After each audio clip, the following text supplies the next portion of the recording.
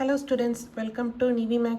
இன்னைக்கு வந்து நம்ம exercise 3.14ல second question பார்க்க போறோம். question என்னன்னா the roots of the equation ஒரு equation கொடுத்திருக்காங்க என்ன 2x square minus 7x plus 5 equal to 0. So the roots வந்து என்ன சொல்லியிருக்காங்க alpha and beta. Without solving for the roots find அதாவது ரூட்ஸை வந்து நம்ம சால்வ் பண்ணாமல் நம்மளை என்ன கண்டுபிடிக்க சொல்லியிருக்காங்க. இப்போ ஃபர்ஸ்ட் சப்டிவிஷனில் 1 by alpha plus 1 by beta.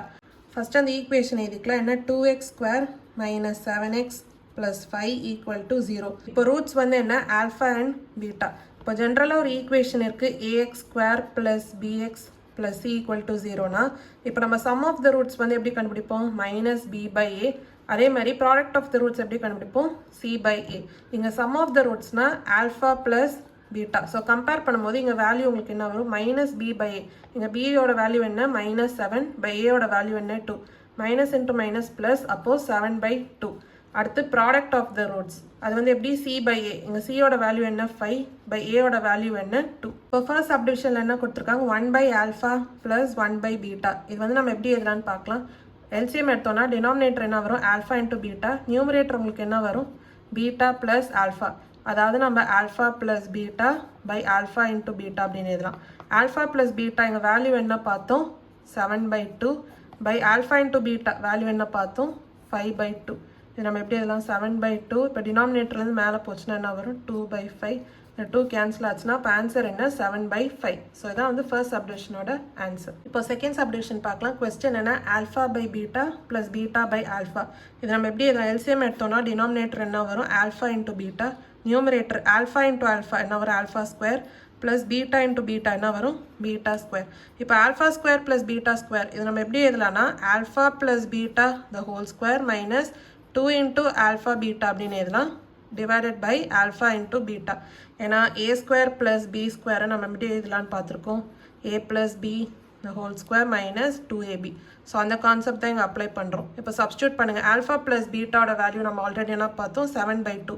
அப்போ 7 by 2 the whole square minus 2 into alpha into betaவோட value என்ன 5 by 2 divided by 5 by 2.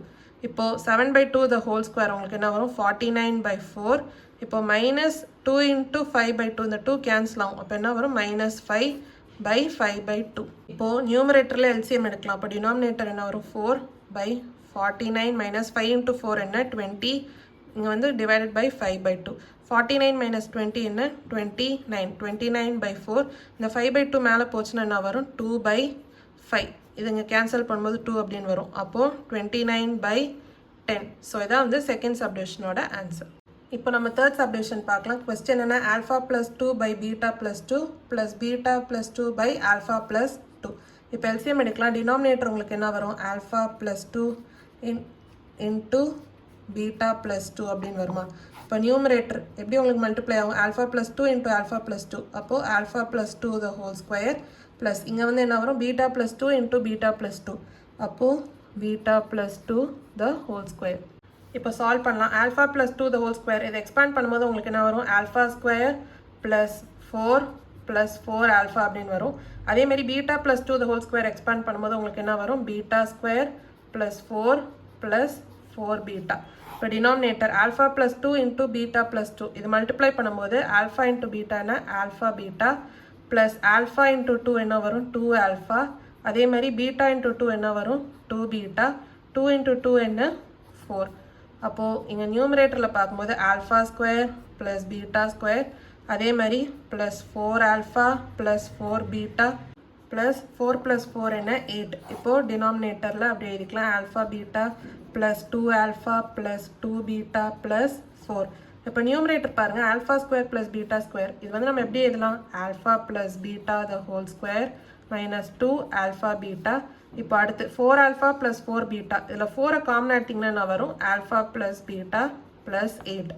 இப்போ டினாமினேட்டரில் ஆல்ஃபா இன்ட்டு பீட்டா அப்படியே இருக்கலாம். இப்போ 2 ஆல்ஃபா 2 பீட்டாவில் 2 காமன் எடுத்திங்கன்னா என்ன வரும் ஆல்ஃபா ப்ளஸ் பீட்டா ப்ளஸ் 4. இப்போ வேல்யூஸ் வந்து சப்ஸ்டியூட் பண்ணலாம்.